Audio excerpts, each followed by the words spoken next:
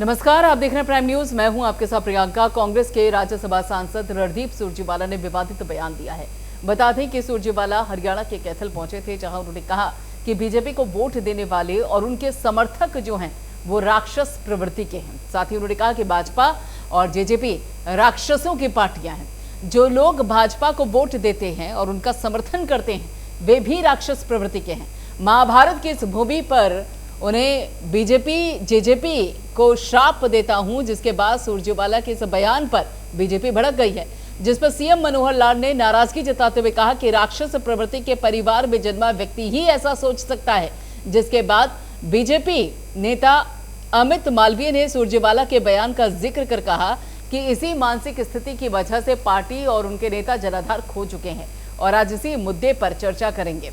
तो यहाँ पर आपको बता दें कि जैसे जैसे 2024 के लोकसभा चुनाव को लेकर तारीख नजदीक आ रही है, समय नजदीक आ रहा है, जैसे जैसे विधानसभा चुनाव को लेकर दस्तक अब तेज होती जा रही है, उसी के चलते ही हरियाणा में आरोप प्रत्यारोप वाद प्रतिवाद को लेकर भी अब जो स्थिति है वो गंभीर होती जा रही है।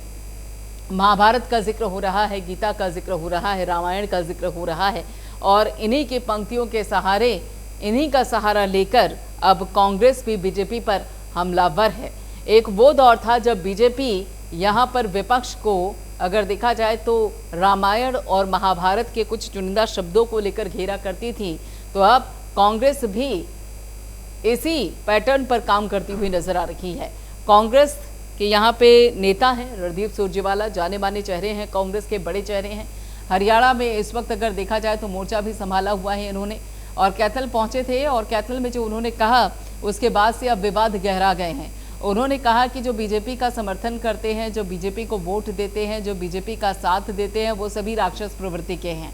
अब इस बयान के बाद जो सियासत है वो और भड़क गई है। सियासत की इस भट्टी में एक तरीके से देखा जाए तो रणदीप सुरजेवाला के इस बयान ने और घी डाल दिया है। तो इस वक्त आपको बता दें कि इस बयानबाजी के बाद अब सवाल उठने लग गए हैं कि क्या रणदीप सुरजेवाला का ये जो बयान है वो कांग्रेस को एक धर्म संकट में डाल देगा। और उसके साथ साथ यहाँ पे सुरजेवाला श्राप देने की भी बात करते हैं। तो ये जो विवादित बोल हैं वो इस वक्त हरियाणा की सियासत में केंद्र बिंदु पर आ गए हैं। और एक तरीके से देखा जाए तो अब ये सवाल उठ रहा है कि कहीं ऐसा तो नहीं कि रणदीप सुरजेवाला ने यहाँ पर ये बयान देकर कि जो बीजेपी का समर्थन करते हैं, जो बीजेपी के साथ रहते हैं, जो बीजेपी को वोट देते हैं वो राक्षस प्रवृत्ति के हैं, इसके चलते उन्होंने सेल्फ गोल तो नहीं कर लिया है। तो ये अब इसी मसले को लेकर सियासत तेज हो चुकी है और इसी को लेकर सीएम मनोहर लाल ने भी प्रतिक्रिया दी। उन्होंने कहा कि जो लोग राक्षस प्रवृत्ति के होते हैं वो इसी तरीके की बयानबाजी करते हैं।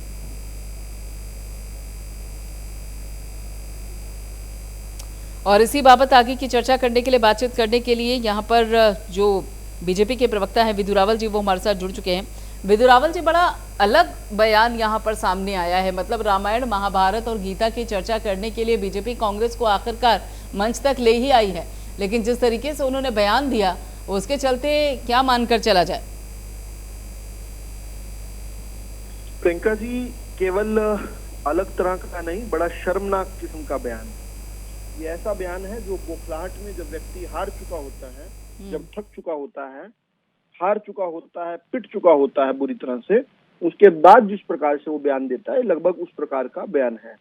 ये एक ऐसा बयान है जो कि स्पष्ट तौर पर दिखाता है कि कांग्रेस आज तक जिस भी मतदाता से, यानी मतदाता लोकतंत्र में ईश्वर के समान होता है, जनता जनार्दन होती है, ये एक बड़ी मशहूर उक्ति है। तो जो ईश्वर का भी अपमान करे और खासतौर पे तब जब वर्षों वर्ष उसने वोट लिया हो।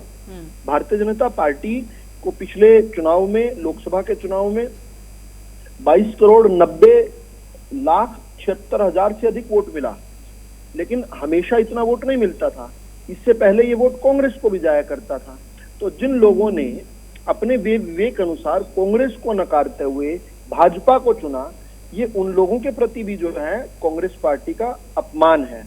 और क्योंकि कांग्रेस पार्टी को उम्मीद नहीं है कि वो लोग वापस कांग्रेस को कभी वोट देंगे, इसलिए जो है ये उन्होंने स्पष्ट तौर पर कहा। और क्योंकि इतने सारे लोग, देश की 37-38% जनता, और हरियाणा की विशेष रूप से बात करूं तो 50% से अधिक लोगों ने लोकसभा में 2019 में भाजपा को वोट किया था।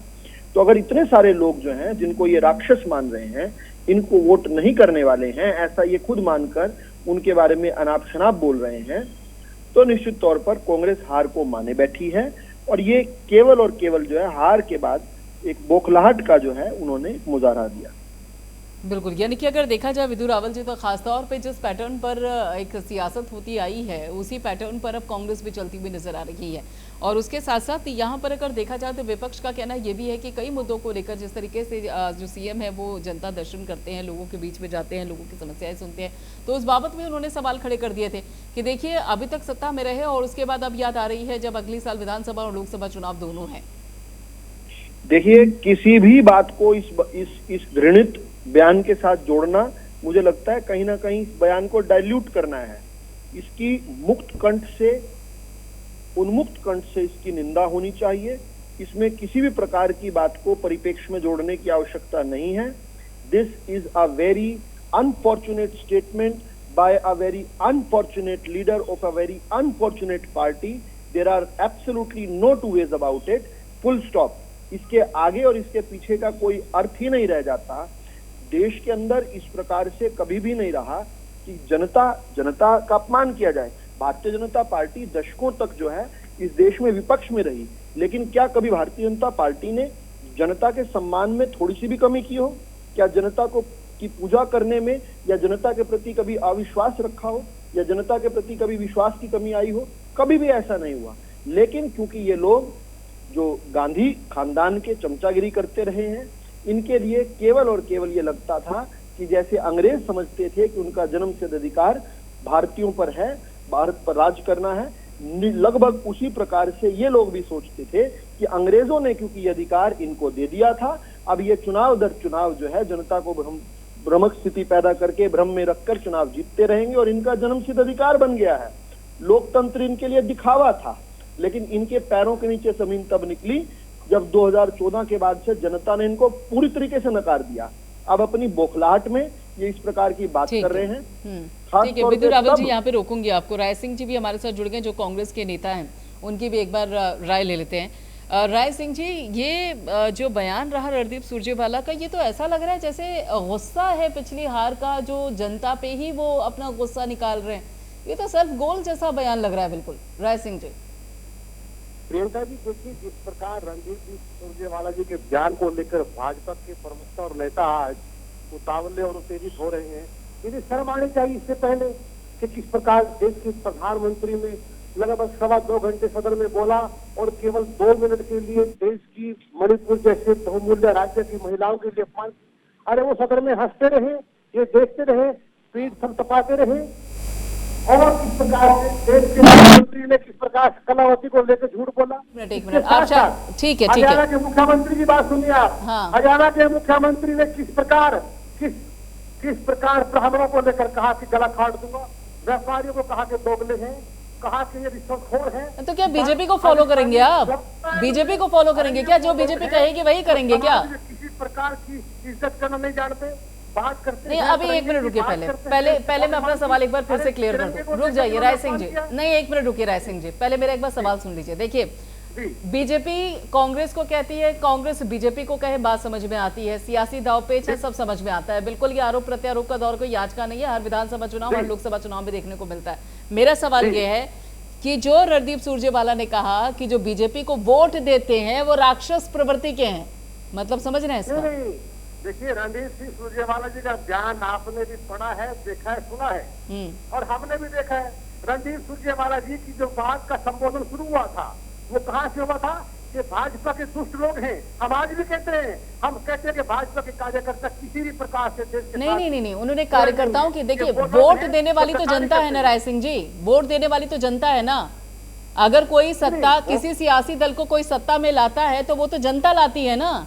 और रही बात, देखिए रही बात मेरे सवाल पे क्यों नहीं रह रहे हैं आप? हाँ, आपका जो सवाल है, उसका जवाब बड़ा स्पष्ट है। उनकी भावनाओं में, उनके जो कहने का तरीका है, उसमें केवल एक बड़ी बात आप समझिए कि भाजपा के जो कार्यकर्ता, जो दुष्ट कार्यकर्ता हैं, जो केवल भ्रम फैलाते हैं, जो केवल झूठ बोलते हैं, दूसरों के साथ खेलते हैं। अरे आप कार्यकर्ताओं को लेकर बात कहते हैं वो भी समझ में आता है। मैंने वही तो कहा राय सिंह जी, शुरुआत में वही तो बात कही मैंने कि कांग्रेस अगर बीजेपी को कोसती है तो समझ में आता है, कार्यकर्ताओं को बीजेपी के कोसती है वो समझ में आता है, लेकिन मुझे इस लाइन की डेफिनेशन तो समझा दीजिए। उन्होंने कहा कि जब बीजेपी को वोट देते हैं, हरियाणा जनता ही तो वोट दे रही है ना उनको, तो जनता कोई राक्षस प्रवृत्ति का बता रहे हैं क्या रणदीप सुरजेवाला जी? नहीं, हरियाणा प्रदेश के लोग आज तक उस बात को समझना चाहते हैं कि जब मुख्यमंत्री ने कहा था कि मैं ब्राह्मणों की गर्दन काट दूंगा, मैं इन किसान लोगों को, खालिस्तानियों को देश से निकलवा दूंगा, इनके खिलाफ हर गांव में लाठियों से इनको पिटवाऊंगा, उसके लिए माफी मांगे पहले ये लोग।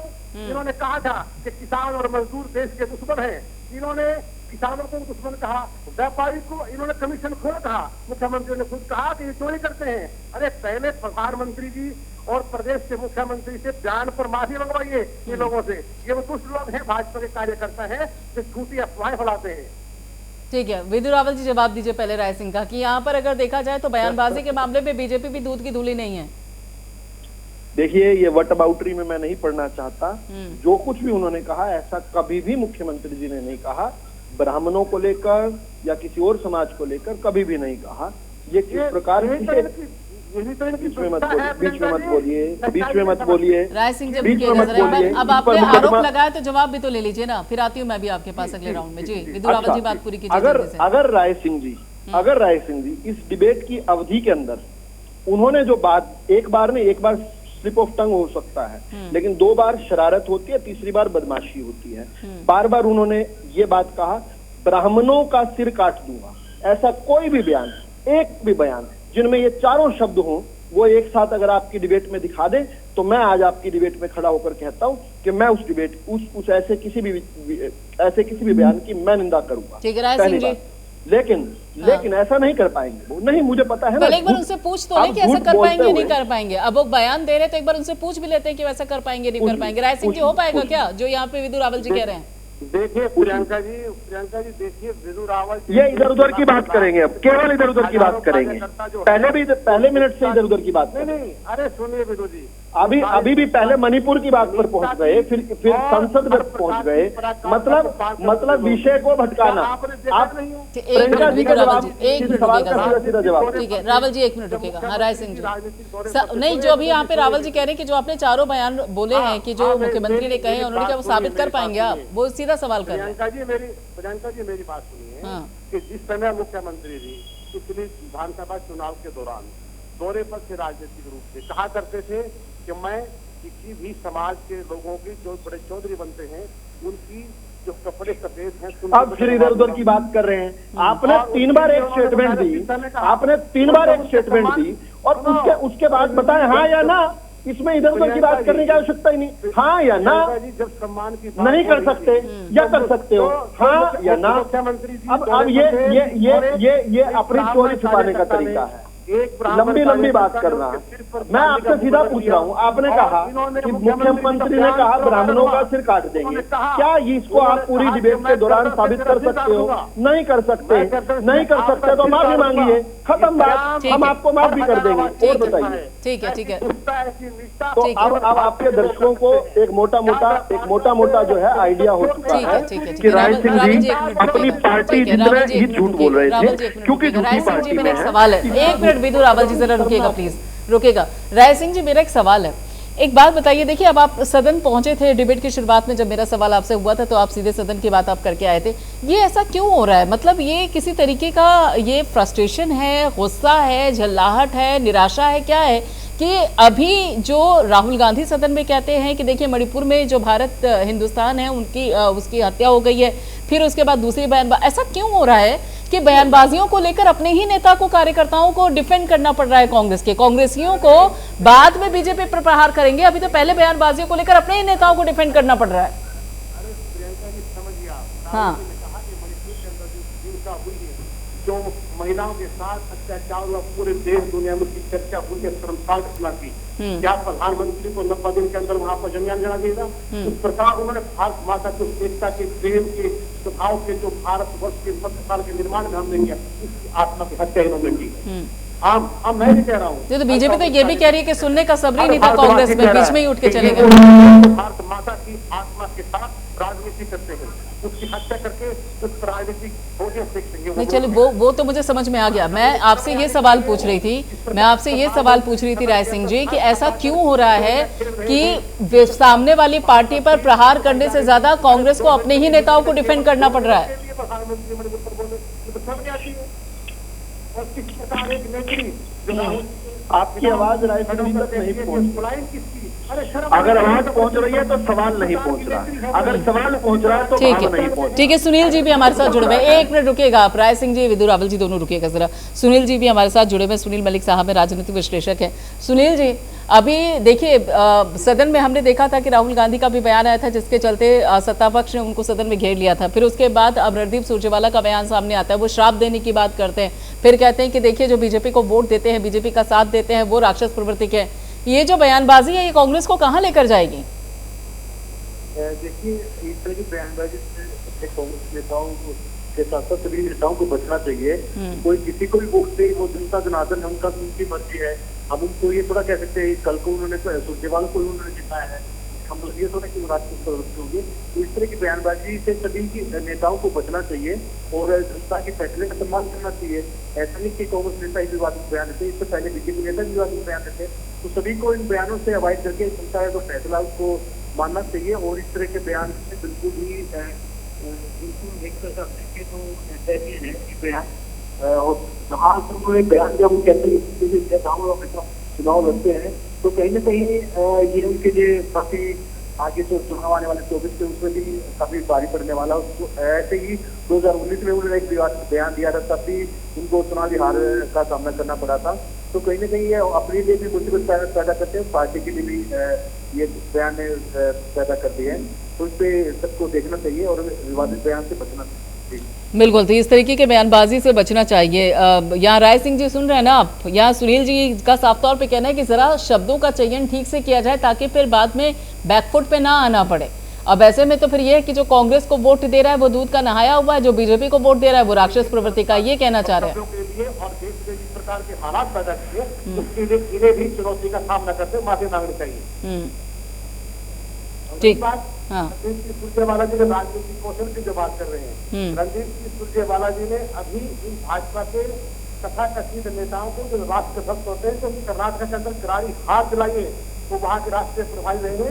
और हरियाणा भाजपा के लोग इस बात को समझते हैं कि जब से इस प्रकार के राजनीतिक लोग वक्तव्य देकर आगे बढ़ेंगे और इन लोगों का बिल्कुल पर्दाफाश करेंगे, और वो सिंदूर नहीं, जब भाजपा के सभी कार्यकर्ता जो खुद महसूस करेंगे कि देश के अंदर इन्होंने जो भाजपा का साथ देकर, जो देश में 10 साल की सत्ता में साथ देकर साथ दिया, वो प्रदेश के साथ इन्होंने अपराध किया है।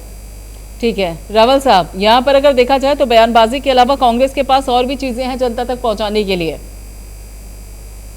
इसके पास कुछ भी नहीं बचा है और इसी की बौखलाहट कांग्रेस में साफ तौर पर दिखाई दे रही है।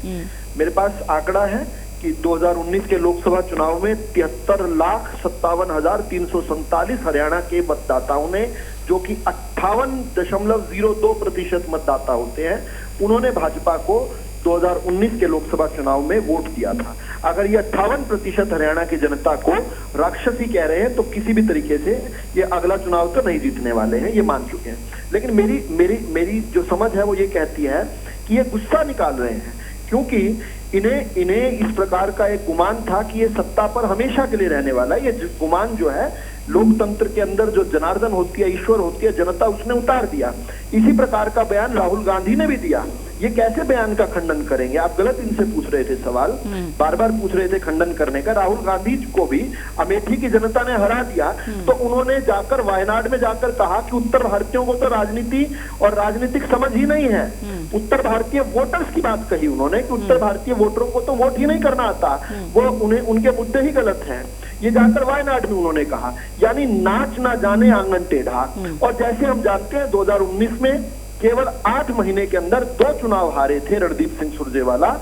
पहले उपचुनाव हारे थे जिंद का, वहां पर जमानत मुश्किल से बचा पाए थे, और इस प्रकार से कैथल, जिसको अपनी परंपरागत सीट मानते थे, वहां से भी चुनाव हारे थे। तो उनकी बौखलाहट इस बात को लेकर है कि हाय, देश की जनता ने किस प्रकार से इनके चेहरों से नकाब हटा दिया। इनकी घृणा देश की जनता से, देश के वोटर से उतनी ही है, उस प्रकार ही है जैसे अंग्रेजों की होती थी जो थिएटर के अंदर लिखा करते थे कि dogs and Indians are not allowed, उसी प्रकार से ये भी इसी प्रकार की घृणा रखते हैं, भारतीयों से घृणा और गोरी चमड़ी की ये दास्ता करते हैं। इस दास्ता में इन्होंने अपना जीवन निकाल दिया पूरा का पूरा, और आज जनता और जनार्दन जो है उसको गाली निकालते हैं। इनका कभी सुख नहीं आ सकता, इनका कभी सत्ता नहीं आ सकती। ठीक है रावल जी, ठीक है, आपकी बात आगे रावल जी। सबसे पहले तो यहाँ पे मैंने राय सिंह जी से जो बयान था रणदीप सुरजेवाला का, उसके खंडन करने के लिए मैंने उनसे कहा ही नहीं। मेरा सवाल उनसे ये था कि क्यों था, किस लिए था। तो खंडन की जो भी आपने बात कही कि मैंने उनसे सवाल पूछा कि आप बयान का खंडन कीजिए, वो मैंने पूछा ही नहीं था। पूछ लीजिए, हाँ ठीक है राय सिंह जी, ठीक है राय सिंह जी, यही स्थिति है क्या जो रावल साहब कह रहे हैं? मेरी दो प्रकार की बातें हैं, रावत साहब समझ लें और घर पर बैठकर जब भी इनको मौका मिले। नहीं, भारतीयों से नफरत क्यों करते हैं आप इतनी? भारत और भारतीयों से नफरत क्यों करते हैं आप? आपने इटालियन घी खाया है क्या? महिलाओं का भारतीयों से नफरत क्यों करते हैं आप? इस्तेमाल किया है। कांग्रेस पार्टी की भारतीयों से इतनी नफरत क्यों है? क्या आप भारतीय नहीं है? क्या राय सिंह जी की सुन भी तो लीजिए ना रावल जी, आपकी बात सुनी ना उन्होंने, अब राय सिंह जी की थोड़ी सी सुन लीजिए, थोड़ा सा सब्र कीजिए, बात पूरी हो जाने दीजिए उनकी। रावल जी,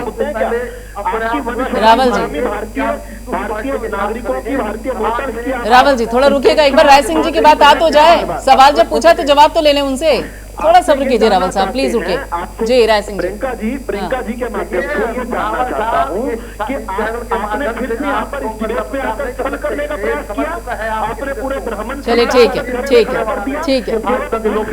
है, बहुत बहुत शुक्रिया विदु रावल जी, बहुत बहुत शुक्रिया राय सिंह जी और साथ ही सुनील मलिक जी, आप तीनों का जुड़ने के लिए, इस चर्चा में शामिल होने के लिए। तो यहाँ पर अगर देखा जाए तो रणदीप सुरजेवाला ने जो बयान दिया है उस बाबत अब अगर देखा जाए तो कांग्रेस के सामने एक अलग टास्क है कि किस तरीके से उनके बयान को डिफेंड किया जाए और कितना कर पाएंगे, ये भी एक बड़ा सवाल है। फिलहाल लेते हैं, बाकी खबरों के लिए आप जुड़े रहिए प्राइम न्यूज के साथ।